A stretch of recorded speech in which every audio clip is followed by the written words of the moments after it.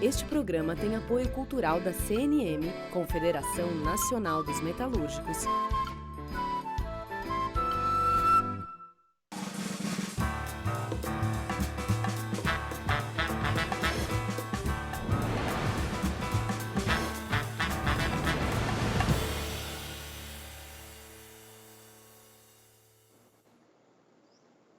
Olá, começa agora mais um Entrevistas. Comigo na minha casa, com o entrevistado também em local fechado para evitar aglomerações. Razão pela qual estamos ambos sem máscara. E o entrevistado de hoje é mais do que especial. Eu vou conversar com um líder indígena, com um ambientalista, com um filósofo, com um dos escritores brasileiros mais lidos na atualidade, no exterior, inclusive.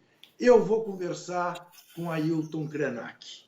E quero começar essa conversa, Ailton Krenak, lhe fazendo uma pergunta simples. Quando você ouve alguém dizer a você, calma, Ailton, o Brasil é nosso, te ocorre perguntar, é nosso de quem, cara pálida? Boa tarde, Juca. Boa tarde a todos que estão nos acompanhando agora à tarde nessa conversa à distância. E eu fico contente da gente poder começar nos perguntando sobre isso, né? Eu já escutei, desde menino eu escutava essa conversa, calma, o Brasil é nosso. E isso, inclusive, foi uma campanha nos anos 60, 70, tinha uma espécie assim de narrativa de que o nosso como se fosse uma dádiva divina. A gente não precisava fazer nada, ele era nosso. A gente pensa ainda, de certa maneira, que a Amazônia também é nossa. Aí ela vai sendo devorada, comida, estraçalhada, mas as pessoas andam dizendo, a Amazônia é nossa. Diante das duas afirmações, eu sempre me senti muito mal. E essa afirmação do Sudeste, por exemplo, de que a Amazônia é nossa, ela é uma ofensa para os povos que sempre viveram lá e precisam dela estabilizada para viver. Ela está sendo devastada e ainda tem gente que fica levantando uma bandeira dizendo a Amazônia é nossa, o Brasil é nosso, a terra é nossa.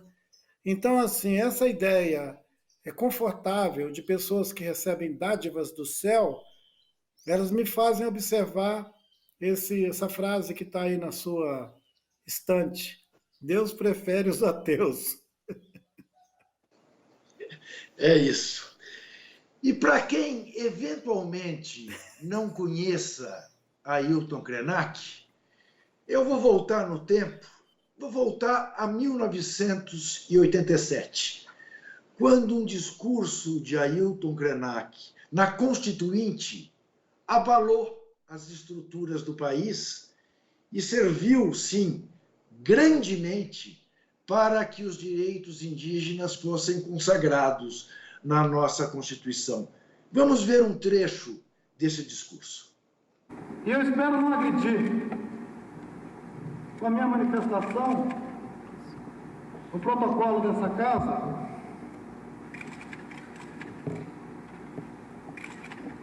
mas eu acredito que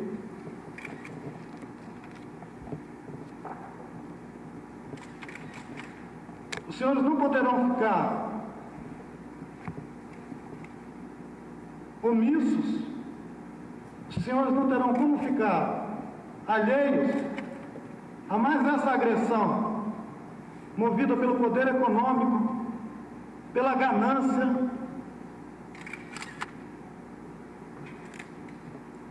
pela ignorância do que significa ser um povo indígena. O povo indígena tem um jeito de pensar, tem um jeito de viver,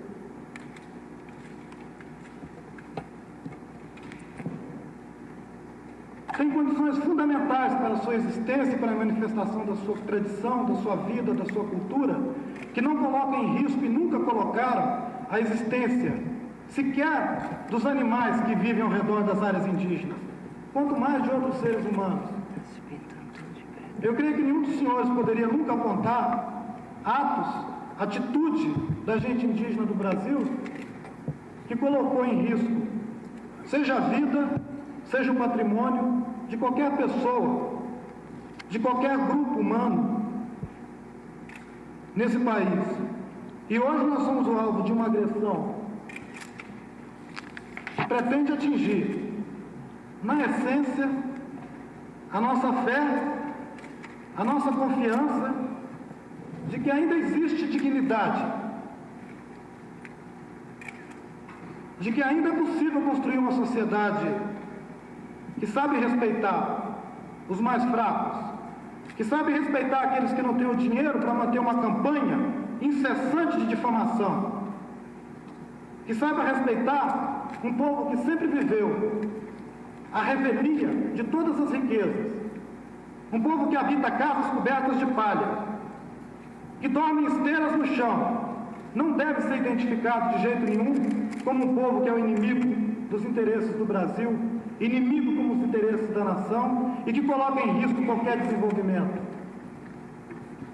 O povo indígena tem regado com sangue cada hectare dos 8 milhões de quilômetros quadrados do Brasil. Os senhores são testemunhas disso. O que mudou de lá para cá, Ailton? Muita coisa. E além das bolsas nos olhos, mudou muita coisa, porque aquela Constituição que o doutor Ulisses Guimarães dizia que era cidadã, ela está sendo ofendida toda hora e todo dia pelo Estado brasileiro através de muitas vozes. Vozes do Executivo, do Legislativo, do Judiciário, é como se a República tivesse entrado em insolvência. Ailton, a gente ouve muito, em certas áreas, principalmente da imprensa mais reacionária, que chamar o genocida de genocida é um exagero e é uma impropriedade, porque genocida é aquele que liquida um povo. É impróprio dizer que o povo indígena no Brasil é vítima de um genocídio?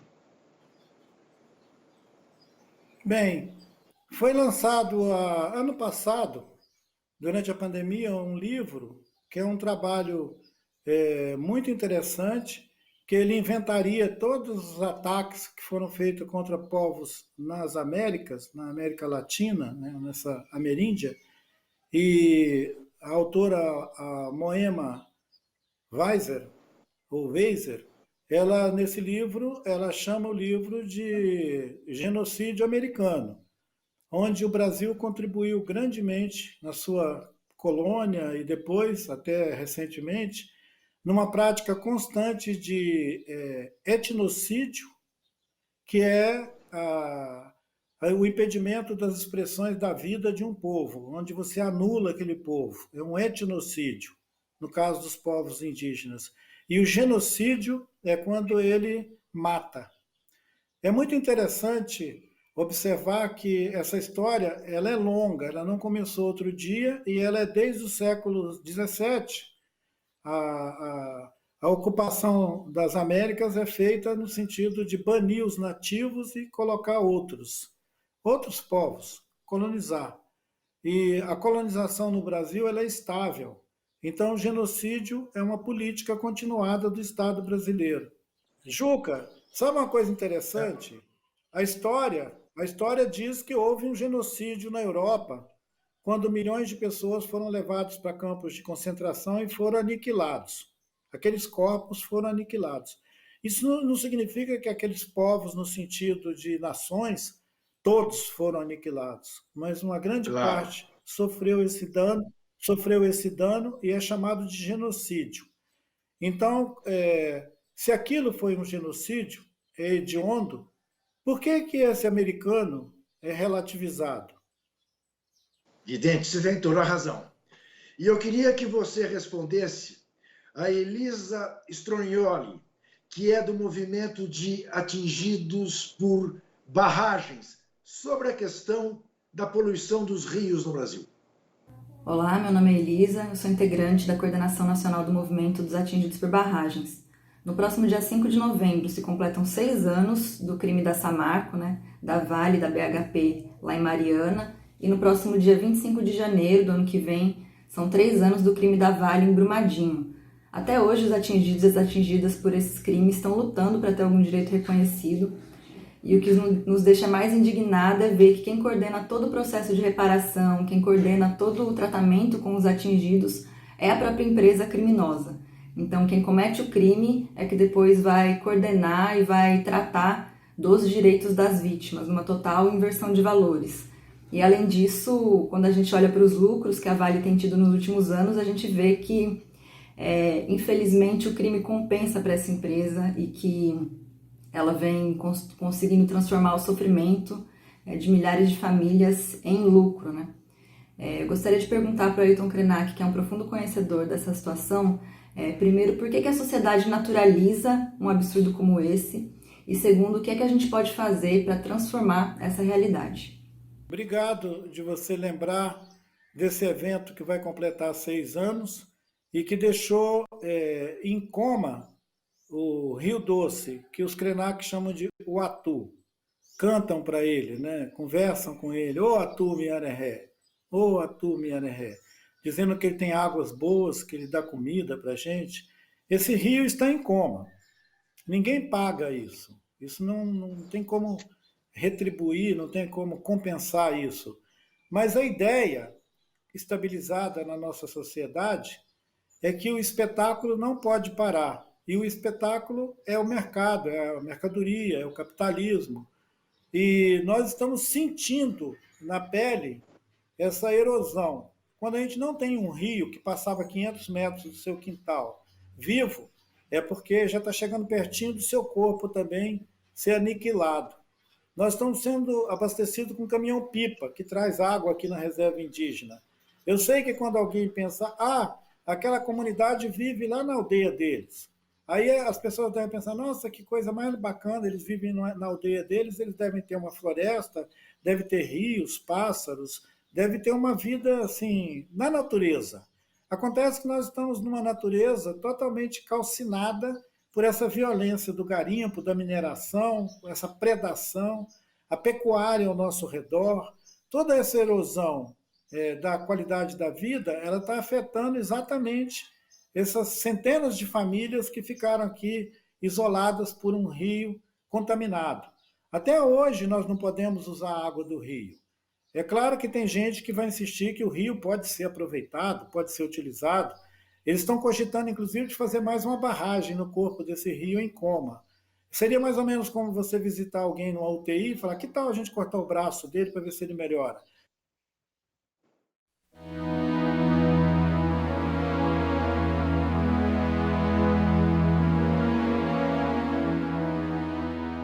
Ailton Krenak é um desses personagens únicos na história da vida brasileira contemporânea. Ele é um índio, Krenak de origem, mas que viveu fora da aldeia e que hoje ele é um porta-voz das causas indígenas, dos direitos indígenas, não só os direitos políticos, mas os direitos culturais e da cultura indígena, de diversos povos, não apenas dos Krenak. Honrar essa dádiva da vida é viver com o coração aberto. Nós vamos fazer um rápido intervalo e voltamos em seguida.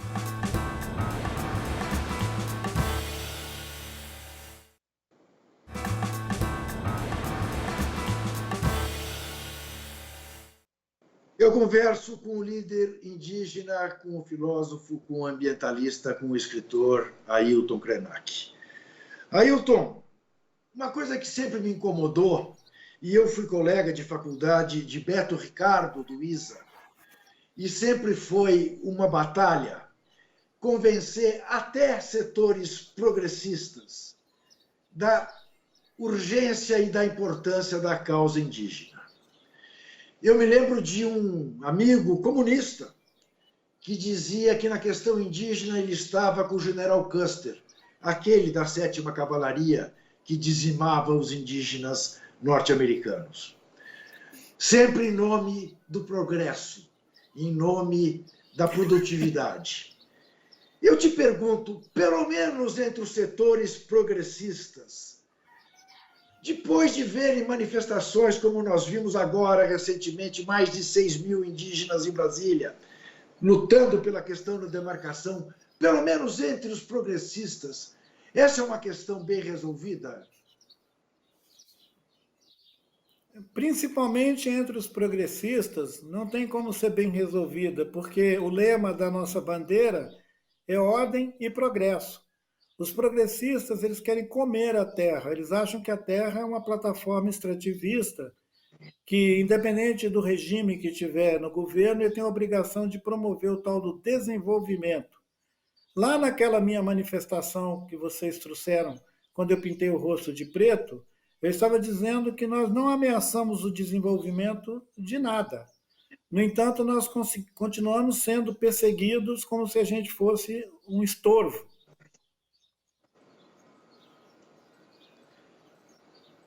O genocida na ONU disse que cada vez mais ele encontra indígenas que querem ser introduzidos no agronegócio, que estão absolutamente de acordo com a ideia da produtividade, que querem ir além da economia de subsistência.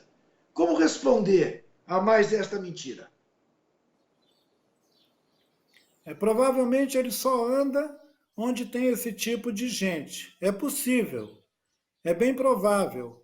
Deve ser nas reuniões que ele faz com o Magre, com o Blairo Maggi, com esses camaradas que promovem o agronegócio.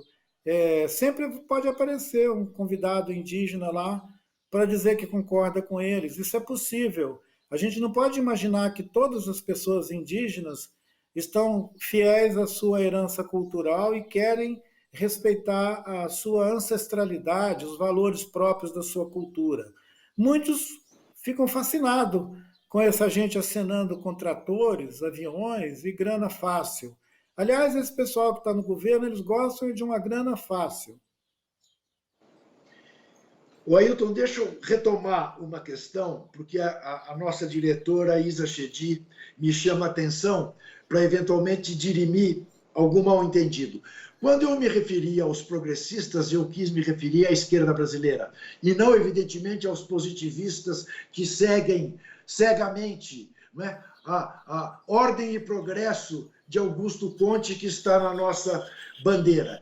Eu pergunto, volto a perguntar, a esquerda brasileira tomou para si a bandeira da defesa dos direitos indígenas? Bom, se a gente considerar que nos últimos 20 anos, dentro do planejamento e da política interna do Brasil, foram feitos avanços com relação ao reconhecimento dos direitos dos povos indígenas e até promovido algumas políticas que a gente poderia chamar de inclusão para os povos indígenas, nós vamos achar que sim, que tem uma certa melhora. Mas, no geral, a ideia é de que os territórios indígenas se constituem em uma espécie de reserva de mercado, tanto para o pessoal que pensa a governança do ponto de vista da direita quanto da esquerda.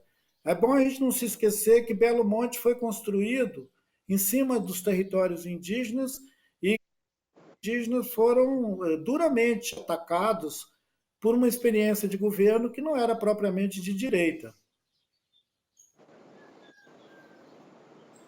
Qual é o impacto deste projeto de lei 490? Queria que você explicasse que projeto de lei é esse e qual é a força da bancada ruralista para tentar aprová-lo.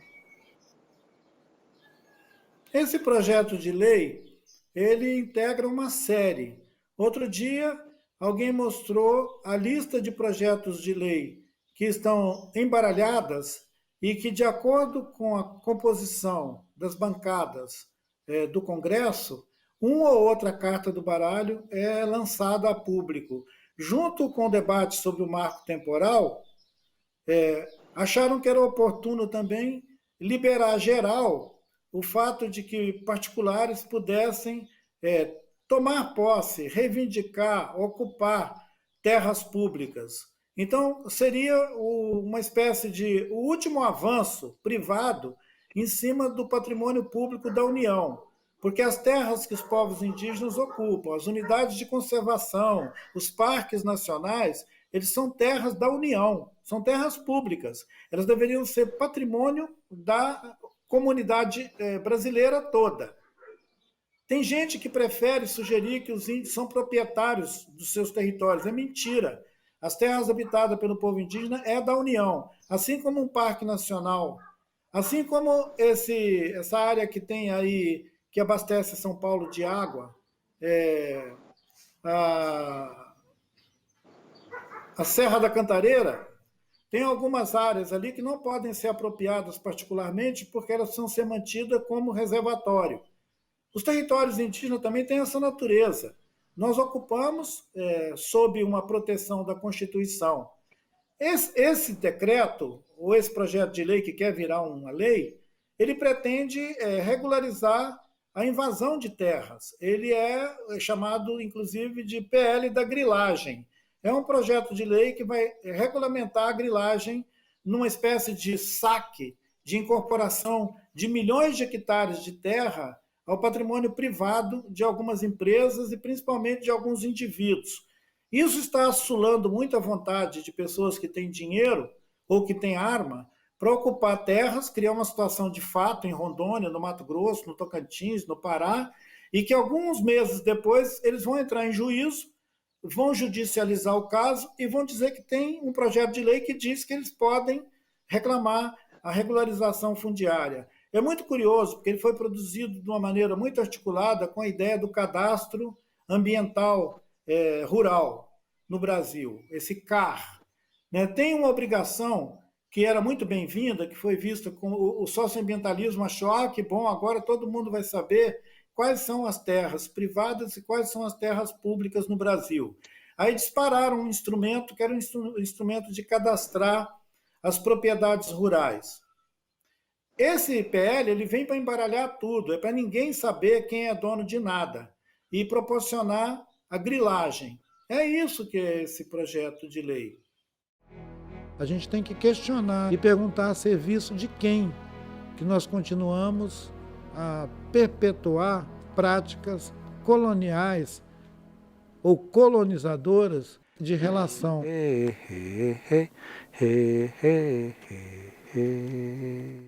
Ô Ailton, em que medida os territórios indígenas são até mais preservacionistas do meio ambiente do que os próprios parques nacionais? Bom, numa medida já apreciada pelo Programa das Nações Unidas para o Meio Ambiente e outras agências que avaliam a erosão das florestas, da biodiversidade, que consideram que as terras indígenas chegam a fazer um serviço ambiental melhor do que o das unidades de conservação, onde você precisa manter guarda-parque, precisa manter uma equipe com servidores do IBAMA, do Ministério do Meio Ambiente, da Prefeitura, do Estado. As comunidades indígenas fazem um serviço voluntário de conservar a biodiversidade nos seus territórios. Isso é em escala, é reconhecido, tem a medida que proporciona quanto esse serviço ambiental é mais eficaz, é mais eficiente do que a vigilância do IBAMA, do governo, né? Eu queria agora que você respondesse a Marilu Cabanha, jornalista do jornal Brasil Atual. Olá, Juca, é um prazer enorme estar aqui no seu programa novamente. Prazer também falar com Ailton Krenak. Ailton, eu ainda estou no impacto, né, da sua entrevista ao Jornal Brasil Atual. Continuo aqui com muita alegria no meu coração, apesar do tema, né, que a gente conversou sobre o campo de concentração a que estavam submetidos os indígenas Krenak durante a ditadura militar, mas também estou seguindo o seu conselho de respirar fundo e soltar até a pandemia passar e não voltar ao novo normal, aquele novo normal entre aspas, né? Tô decidida a não fazer isso, graças também a você, viu, Ailton? Mas vamos lá, vamos à pergunta aqui. A gente sabe que houve uma intensa mobilização indígena até Brasília, junto ao Supremo Tribunal Federal, na votação do caso do povo Xoklenger de Santa Catarina e do marco temporal, a Marcha Nacional de Mulheres também indígenas, que foi maravilhosa. Então, milhares e milhares de indígenas em Brasília para fazer essa pressão junto aos ministros do STF. Agora, também foi histórica a participação da advocacia indígena. Tivemos aí 4 indígenas fazendo a sustentação oral, como a Miticuri, contra o marco temporal. Vou até citar o nome deles aqui: a Samara Pataxó, Eloy Terena, Ivo Macuxi e também a Cristiane Soares Baré. A participação desses 4 indígenas que estudaram direito, se formaram e tiveram a oportunidade de participar aí dessa sustentação oral no STF, para você é motivo de orgulho? Qual que é a simbologia dos indígenas estarem no Supremo Tribunal Federal fazendo essa sustentação oral contra o marco temporal? Para você é motivo de orgulho? Queria que você falasse um pouco sobre isso, Ailton, e Ereré, beijo. Ereré. Marilu, é uma alegria muito grande ver que as novas gerações seguem, ao contrário do que sugere que os índios estão loucos por fazer com sua vida e com seus territórios, as gerações seguem num sentido de honra os seus ancestrais.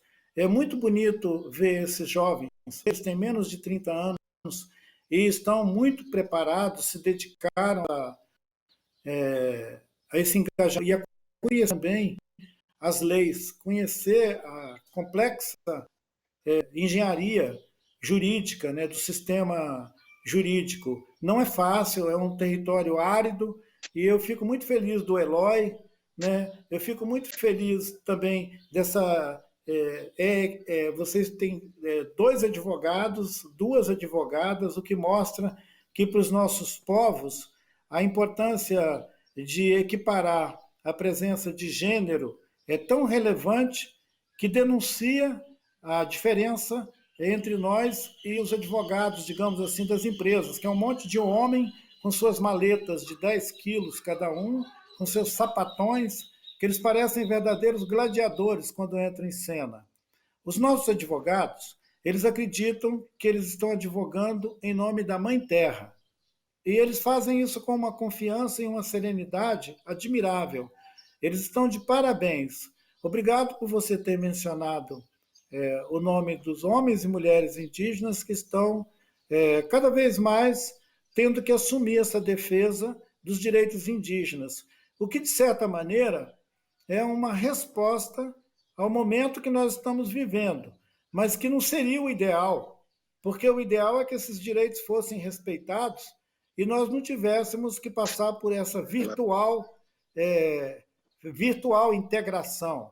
Porque na década de 80, quando eu debati na Constituinte, a gente estava exatamente confrontando a ideia de que nós tínhamos que nos integrar, que a gente tinha que ser incorporado à dinâmica da cultura brasileira. Se os nossos jovens têm que virar advogados, defensores públicos, é porque a luta está tão apertada que eles não podem viver a sua própria cultura, a sua própria realidade.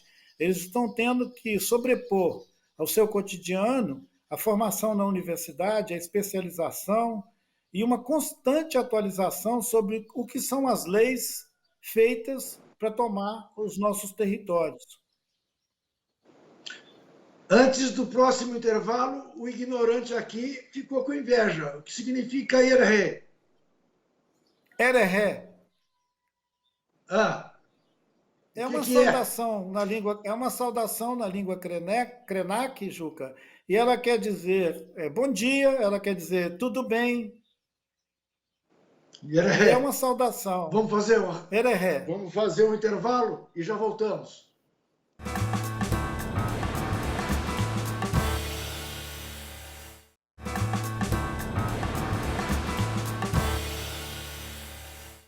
Volto a conversar com o líder indígena Ailton Krenak e já emendo uma pergunta de Divina Lopes, do MST do Maranhão. Olá, eu sou Divina Lopes, sou militante do Movimento Sem Terra, da região amazônica, falo aqui desde o estado do Maranhão. É uma alegria imensa poder dialogar com o companheiro Ailton Krenak. Eu gostaria que ele se colocasse um pouco em relação a como que, né, ele está vendo o avanço do capital sobre a natureza em nosso país, um avanço do capital que aqui em nosso país se materializa a partir da ação perversa do agronegócio em nossos territórios, nos territórios indígenas, quilombolas, nos territórios camponeses, e a gente sabe que o agronegócio em nosso país é o grande responsável pela produção da fome, pela produção do envenenamento, né, do nosso solo e pela produção mesmo, né, da destruição ambiental, que a gente vê se aprofundando cada vez mais sobre os nossos biomas. Então, queria que você comentasse um pouco como que você está vendo o avanço do capital sobre a natureza, sobre os povos, sobre os territórios, mas também a luta e a resistência das populações indígenas, das populações camponesas. E também que você comentasse um pouco, né, sobre a emergência da luta das mulheres indígenas em defesa da terra, dos territórios, né, em defesa da produção e reprodução da vida nos territórios dos povos originários. Faz escuro, mas eu canto. Que bonito a gente evocar Tiago de Mello, né?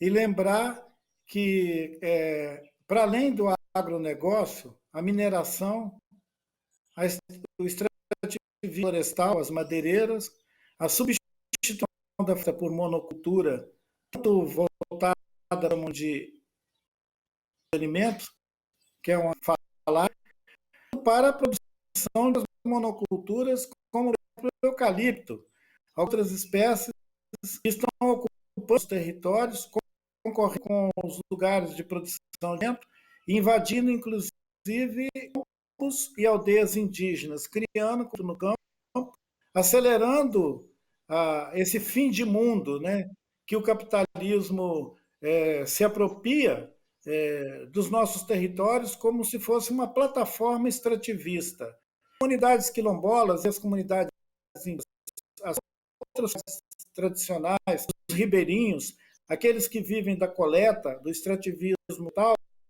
eles estão o tempo inteiro ameaçados e algumas das suas lideranças sendo mortas pelo conflito direto com a ocupação dos nossos territórios por pessoas que são jogadas sobre a nossa cotidiano. Os garimpeiros agora estão matando os Yanomami dentro do seu próprio território. Isso já é um fato reconhecido internacionalmente. O Brasil tem sido, inclusive, responsabilizado em fóruns internacionais por praticar essa violência contra as nossas comunidades.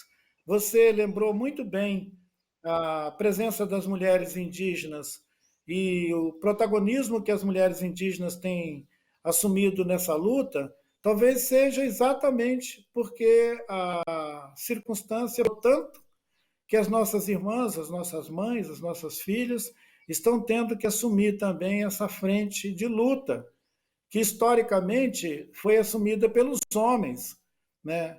E a gente podia, ao mesmo tempo, celebrar as mulheres nesse momento de enfrentamento, mas também lamentar o fato de a gente ser uma sociedade tão bruta que ela está obrigando as mulheres a sair do seu convívio para enfrentar a truculência policial em Brasília, né? Para enfrentar a ameaça.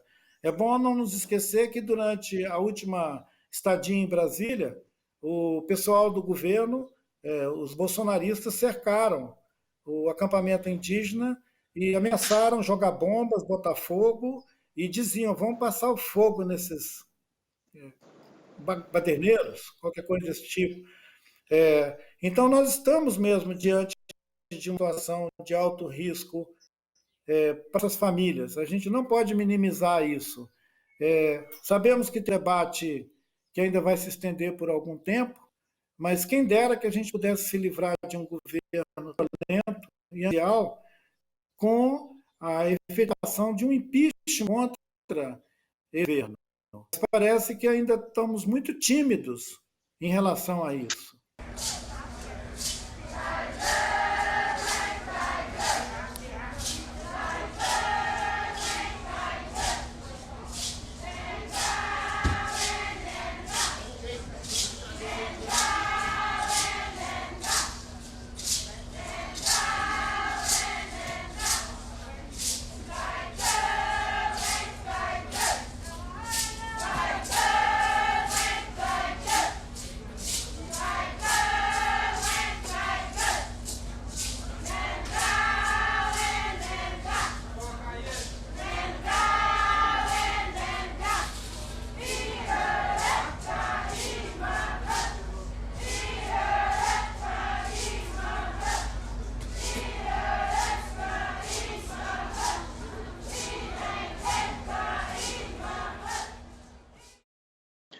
Ailton, ainda temos tribos não contactadas no Brasil? Com certeza, Juca. O Sidney Possuelo estava outro dia num encontro semelhante àquele que nós fizemos junto com lá no sarau do Nassif, no sarau do Nassif, em que a gente conversou alternado, vários de nós, e esse sertanista, Sidney Possuelo, ele disse que tem mais de 30 pequenos coletivos humanos, chamados tribos, circulando em regiões de floresta na Amazônia, principalmente na fronteira com a Bolívia, Peru, Colômbia, mas também no Pará, onde eles estão sendo invadidos e ameaçados por garimpeiros e madeireiros. Quer dizer, eles não estão mais tão isolados. Eles estão isolados do convívio com a gente, mas eles estão arriscados e ameaçados pela invasão de madeireiros, porque eles estão nos lugares onde as madeireiras querem entrar. E assim como os Yanomami, que estão num lugar de floresta onde os garimpeiros querem entrar. Antes, o Estado brasileiro fazia esse monitoramento e, eventualmente, criava alguma proteção em torno desses movimentos, essas tribos faziam nos territórios de origem. Quem trata é o garimpeiro e a madeireira. Piorou muito. Como última pergunta, para cumprir exatamente o que nós combinamos, Ailton, o que o modelo coletivo de gestão social indígena nos ensina? Em primeiro lugar, que a terra não é propriedade e que o seu modo de estar coletivo, compartilhado, ele resulta em produção de vida, melhora a vida de todos ali dentro daquela comunidade e se constitui num exemplo importante para todos os brasileiros de que viver em comunidade pode ser uma boa maneira da gente melhorar as condições de vida do povo como um todo e da terra como lugar de vida para nós todos também.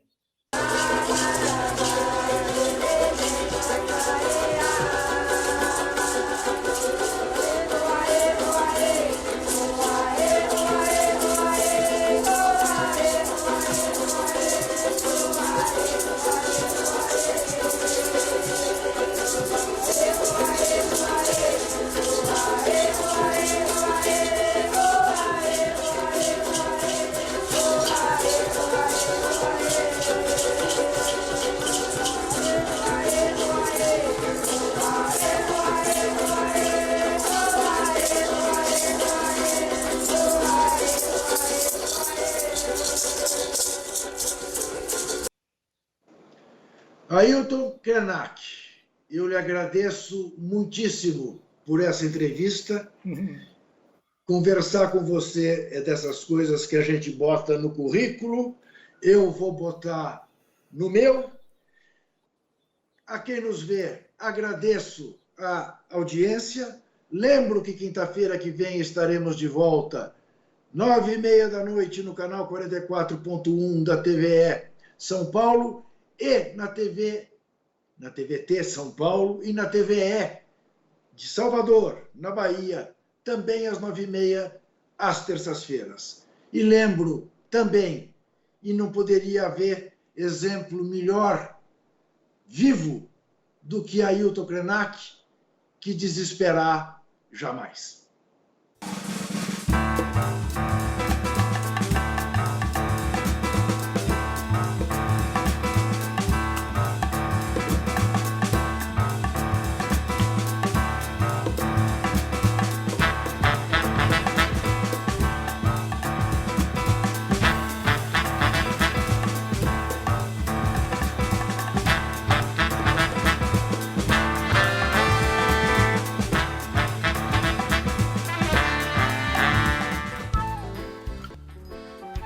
Este programa tem apoio cultural da CNM, Confederação Nacional dos Metalúrgicos,